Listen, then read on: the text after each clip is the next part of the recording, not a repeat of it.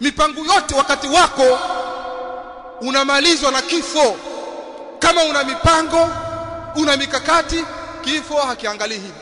Yani kifo kikija hakitazami kwamba wewe una mpango gani, wewe una mikakati gani. Kifo kinakuja ghafla, alafu unakufa. Mikakati yako unaacha, miundombinu unaacha, hakuna cha mikakati wala mipango wala chochote. Utakufa wewe, utaacha mali, utaacha mkeo unayempenda, utaacha watoto unaowapenda, utaacha nyumba, utaacha magari, utaacha mashamba, utaacha kila kitu. Utabaki wewe na amali zako ambazo umezitanguliza kwa Allah subhanahu wa ta'ala kabla ya kifo chako. Watu wangapi wamekufa hivi leo sasa tunavyozungumza na wameacha kila kitu? Watu wangapi?